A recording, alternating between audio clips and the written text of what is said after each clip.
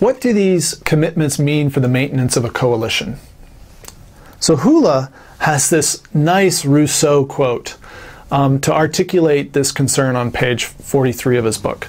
So he says, when hunting, those pursuing a deer will be willing to share, those pursuing a rabbit will not share. And this is kind of a sly reference to the core members who hunt the deer and the players who hunt a rabbit. In the coalition, the core members want nothing less than a stag, and players will jump for a rabbit if they can. So because of this, coalition managers need to make sure the broader goal of accomplishing the collection of a stag on the route has all kinds of little rabbits along the way to bring in players to sustain their commitment. So for example, when I run a large research project focused on a big issue, I try to encourage the methodologists and computer scientists, or specialists in this case, to send off papers to conference proceedings and methodology journals. Our larger research question isn't methodological, but many of these specialists hope the collaboration on a new topic will help them innovate their methods along the way. So hence I'm in running these projects trying to point at rabbits along the way so that they can get off projects and sustain their commitment. It's feasible one can view this variation in commitment in another, more Machiavellian way, though. Opponents can target less committed individuals and pick them off as members of a coalition.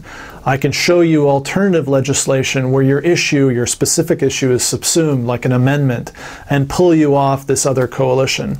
And of course, tag-alongs are the least committed, and they won't commit much energy to a coalition, but they join to get selective benefits of information and symbolic clout. So tag-alongs are the third group in the woods. They're kind of like the discount hunters along for the beer and the company. So members can have different goals. They have different levels of interest and commitment to the coalition. And asymmetries are allowed at different levels because different exchanges are had. Leaders must be able to welcome tag-alongs and differentiate real players willing to go the distance from ones that will jump at the first rabbit and disappear. And the danger of the tag-alongs is that they may feel betrayed in the end or used, thereby enacting a revolt, like in Prop 187 in California, the 1994 passage of a bill on illegal aliens. Trust was had, but it kind of had the result that they tried to bring in tag-alongs, and this resulted in kind of a sense of betrayal in the end. So given all of this, how do you develop and manage a coalition?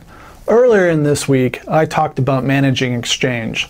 Now the concern is going outward and managing this larger fleeting group of exchanges and their alignments in some kind of consistent form that meets your kind of interest.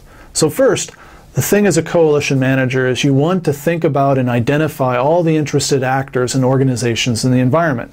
Consider the related issues. Who would be interested in this one? Second, ask yourself why they would be interested and whose side they would be on. Friend and foe kind of stuff. And keep in mind, a friend of a friend is a friend, and the foe of a foe may also be your friend. You don't want to mobilize opposition, just support. And you may want to consider possible responses to oppositions. For example, targeting their specialists and tag-alongs and pulling away support from oppositions that way. Third, keep in mind that staff members have histories of intergroup linkages you can draw upon. These can be effective conduits for coordination. For example, a former employer might be a better connection than a former employee. Up chain is better than down chain. Some people even belong to multiple coalitions. Use them as well for information. And history and wealth of context develop. They can identify potential partners and adversaries efficiently, and relations serve as points of action and information collection. They're receptacles. With more linkages, you need not develop lasting coalitions because you always have access to new members and their resources. In the field of education, there are fewer links and developed networks, so long-term coalitions are relied on more heavily. Nonetheless, the basic rule is one of immediate usage of ties, and their cachet is now. So commitment's fleeting, exaggerated, and ambiguous in organizations, and your time window is short.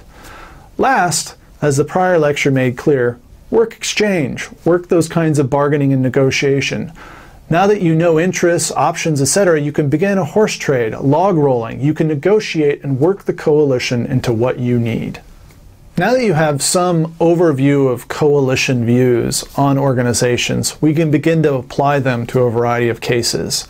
The Hula reading was great for this in terms of an application to lobbying examples in Congress. But we also have some examples of our own that are offered in this course. For example, the Milwaukee Voucher Program.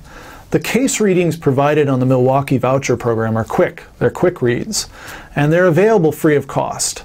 In addition, some of you will read analyses of the Milwaukee Voucher Program in your peer evaluation training. You'll see papers that actually apply coalition theory to that case. Therefore, I think it's best to leave the discussion of the Milwaukee Voucher Program to the larger forum.